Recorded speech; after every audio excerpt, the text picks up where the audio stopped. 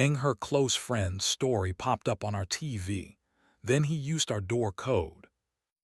At 12:22 a.m., the TV woke itself like a polite intruder and filled the living room with a green-ringed circle. A phone was casting, ours but not mine. The screen showed 10 seconds of rooftop air, wet and pretty, the city cut into diamonds by rain. Music thumped 2 floors away. A plastic cup kissed the ledge. And then the words slid up in small white letters with that reckless confidence only midnight captions have. 9B now. The green ring was the giveaway, close friends. I wasn't one of hers, I was the whole-life friend, which is not the same. The story ended. The screen slipped back to its dark aquarium. The Apple TV chimed, innocent, as if it had just announced the weather. Lena had texted at 9. Panel went long, then quick drinks, don't wait up. I hadn't. I was in the exact position I'd been in when her message came.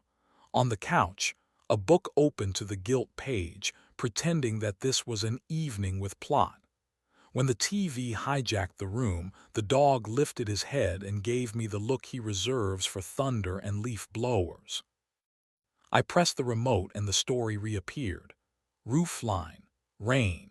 The kind of neon the city uses as a forgiveness filter. 9B now. The caption was a riddle and a dare.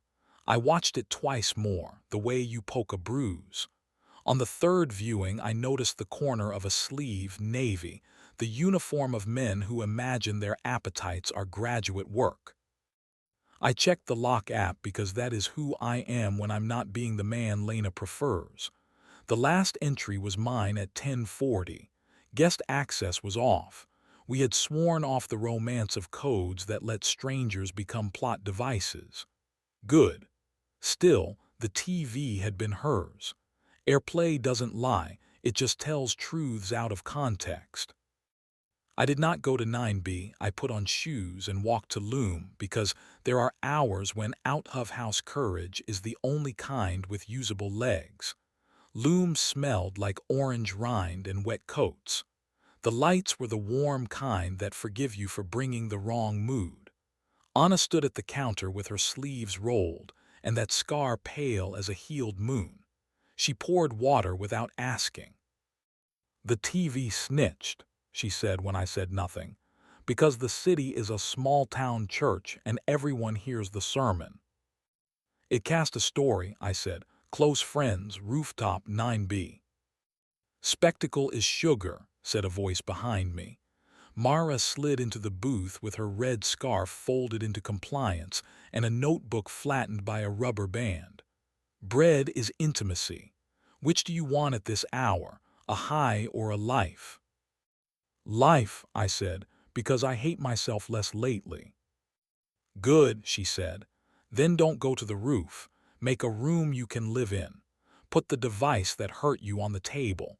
Ask for one sentence you can survive inside." "You make it sound like carpentry," I said. "It is," she said. "You are building the doorway you both have to fit through." On my way back, Rain tried to recruit me. I refused. At the elevator, I checked the lock log again. Nothing. The hallway smelled like someone trying to cook with cumin and doubt. Inside, I put the remote on the table, face up like testimony, and turned on one lamp. The dog stared at the door as if he'd been cast as his own conscience. At 12:49, the lock chirped. Not ours. A key brushed the metal like a secret changing its mind. Then a code, not a code we had. The deadbolt clicked civil, unquestioning. A man stepped in with a plastic tote of paper-wrapped flowers, the kind that look like apology if you let them. Navy coat, hair that had opinions. He was so calm he could have been our next-door neighbor or my ghost. "Wrong apartment," I said, already standing. He smiled with the careful charm of men who have learned to use teeth sparingly. "Is it?" he asked. "9B. "This is 9A, I said, "which means you didn't read the door, and I didn't give you the code." He looked down at his phone as if it might volunteer to be blamed. Lena said. Lena doesn't say, use our door to anyone, I said, aware that I was making a bet I had no collateral for. He tipped his head. Rowan, he said, because men like him label themselves when the room stops cooperating. I took the flowers. I set them on the radiator with a gentleness that read as disdain. Rowan, I repeated, you have 30 seconds to fall in love with the hallway. He glanced toward the TV as if waiting for it to assist. It did nothing. He backed out, not frightened, disappointed. The door closed. The deadbolt resumed its important boredom. 10 minutes later, the lock chirped again, and this time the sound was the one that rearranges your ribs. Lena. She came in with her hair damp and the panel lanyard still around her neck, the way a person forgets to stop performing. She saw the flowers on the radiator and the remote on the table and my face doing its poor impression of a neutral tone. She looked at the bowl where we keep keys and lemons and decisions, then at me. The TV loves you, I said. It played your secret like a lullaby. Her mouth did the thing it does when she hates and agrees. I hit the wrong icon, she said. I meant to send it to the one person who would understand why I was saying no loudly in a place that makes people whisper. You sent it to the one person who pays our internet, I said. And then Rowan used a code which we don't have. She closed her eyes, opened them. He guessed you'd still be using the one I gave to the dog walker last winter. He's that kind of man, curates the past, calls it context. And you're the kind of woman, I asked, but softly, because if there's a way to make a person tell the truth with their chin up, it's to make space. The kind who wanted to prove to herself that wanting is not a crime and that saying no is a skill, she said. The kind who sent a 10-second film to a green circle because I needed witnesses in case I forgot what I believed. The kind who wanted very much to be asked again and still left. The kind who almost failed and didn't. Almost is the dangerous word, I said. Almost is the honest one, she said. He's good at making almost feel like inevitable. I am wanting to be done with men who write inevitabilities and then ask me to sign. She moved the flowers to the sink like evidence that wanted rinsing.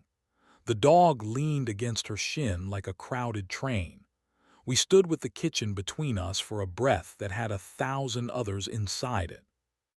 Do you want a scene, she asked, or do you want accuracy?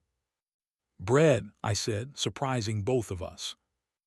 She walked around the counter and did the precise thing she does when she wants to change the template of an evening. She put my palm on her throat, gently, a claim and a test. I didn't touch him, she said. He touched my wrist like a man asking to borrow an excuse. I took my wrist back and then I wrote the caption because the night makes me useless at telling myself I am good. The caption made me brave. The TV made me punished.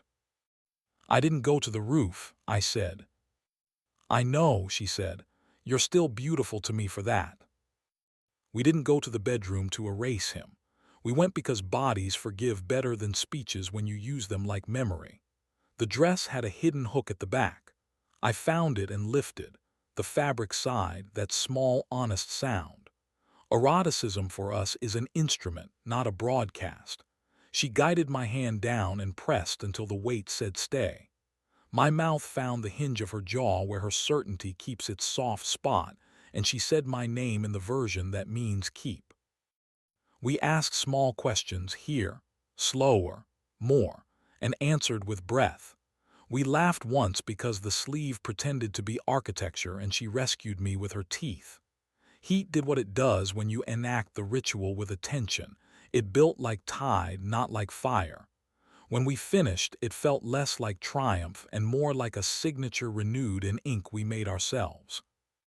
She lay with her cheek on my chest and traced a small circle over the particular place my worst ideas nap. I'm not pure, she said.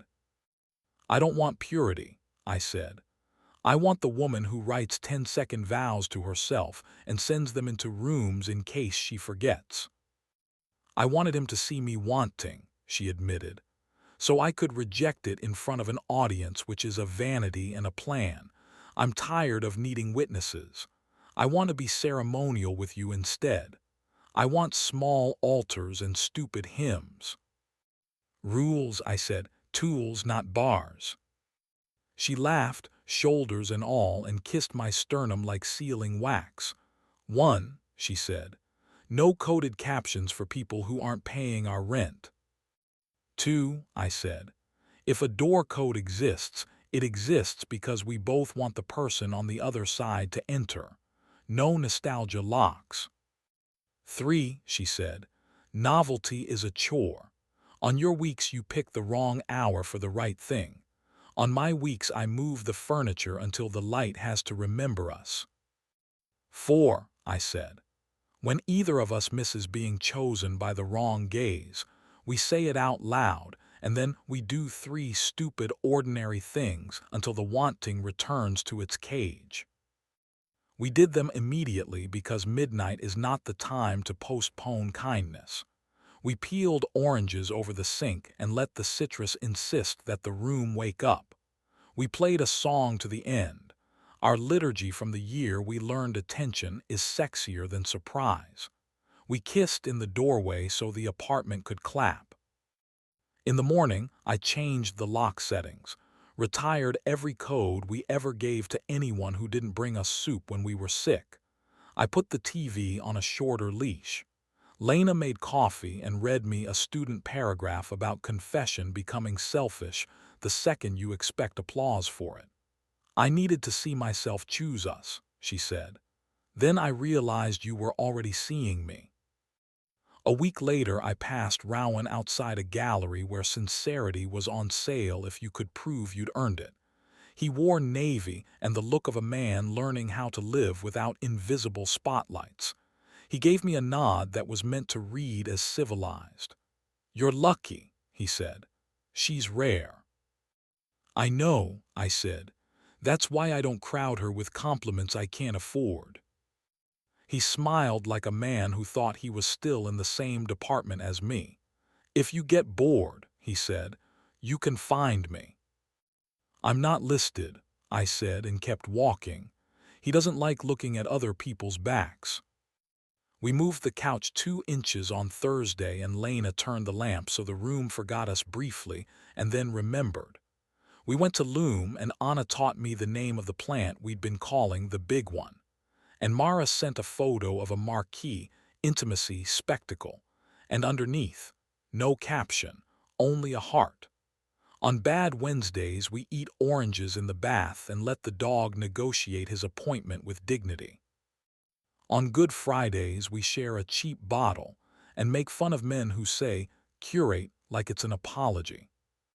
Sometimes the TV still tries to be a priest. It will cough up an old video, an algorithmic memory that thinks it's helpful. We let it show what it wants. We say, that was a wrong roof. We say, this is the right couch. We put the remote on the table like a quiet guest, and we talk in the voice we learned from surviving, low and exact and undesigned to travel. Last night the green ring appeared again at 12:22. A balcony, a hand on a rail. Then our kitchen door and the caption, home now. It was 10 seconds long and only for me, and the TV obeyed and kept it small. The dog lifted his head and put it back down. Lena came in and said my name with the tone that is less an inquiry than a key. I said hers in the version that makes the room change temperature. We met in the doorway, which is the part of a house that always wants the credit. We let it have some. Then we remembered we were our own ceremony and practiced until we didn't have to think, and the ceiling tried not to smile.